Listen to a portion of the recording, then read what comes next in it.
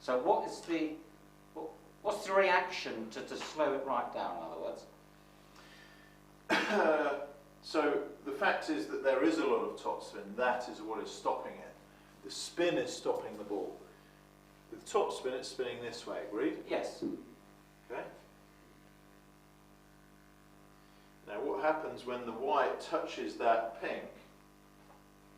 You've seen it on TV in the slow motion, where the white just sits there, spins, and starts accelerating forward. Yes. So the white doesn't follow the object ball at the same speed. No. The white will hit the pink will go over there, the white will spin, Yeah. and gradually the friction will turn that into forwards motion. Yeah. So what happens is, you hit the pink, full top spin, it hits the pink, and the white will sit there for a moment, rolling forwards, Yeah. spinning forwards. Yeah. Then that spin, the friction on the cloth will convert then into top spin. Yeah. The ball will move forward effectively. So the ball can only move forward because there's cloth there and because it's spinning. If there was no cloth, if it's in outer space, in a vacuum, that ball could be spinning at 1,000 times a second. When it hit the pink, it's just going to stay there and spin forever. It'll never stop spinning. Yeah. There's nothing to get a purchase or friction on to move anywhere. Yeah. So it's very important to realise that stop and spin effect. Yeah. So what happens then, so it takes a little bit of time for the cue ball to lose all its, it's like a wheel spin on a car, isn't it? Mm-hmm. Mm-hmm. So it's wheel spinning here, a little bit of wheel spin, and then by the time it gets here, it's rolling forwards naturally. So let me show that. So you have a look at the spin on the ball. You'll see it stops slightly, and then the spin grips the white. Yeah. Yeah. So by the time it reaches here, it's rolling forward normally. There's no wheel spin anymore, right? Yeah. So that distance is really important for this shot. Oh, I see. Yeah. Yeah. It has nowhere to move. It has to. Yeah. Yeah. So what happens is, if you played that same shot, well, if I play it from, I'll play exactly the same shot, the same potting angle. Yeah.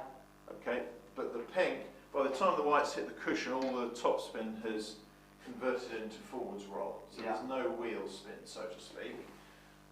So same speed, same height.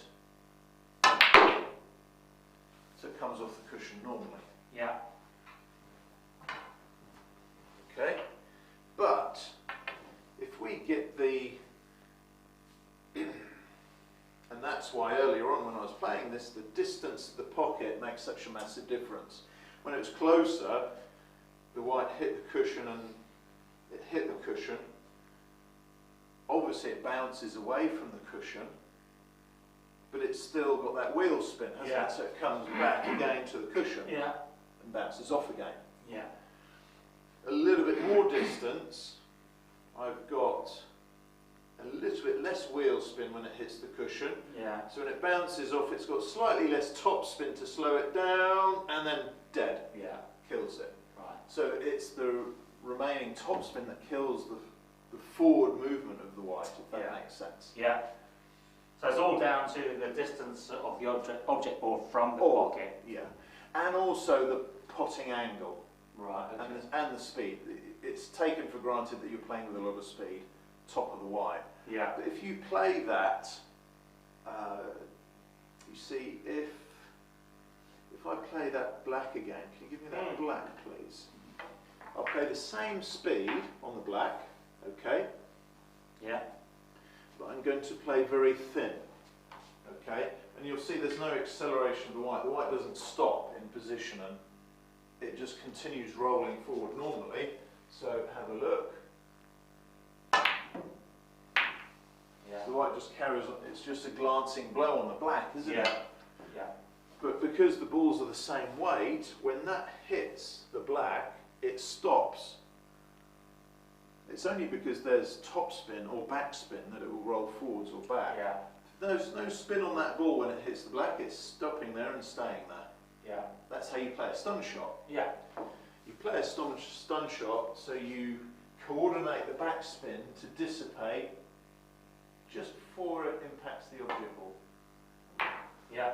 So you can see there the backspin was in action. Yeah, then roll forward. Here it wore off, turned into slide, then Yeah. the friction off the cloth turned it into topspin. Yeah. So if the object ball was there when I played that shot, you get a stop shot. Yeah. Yeah.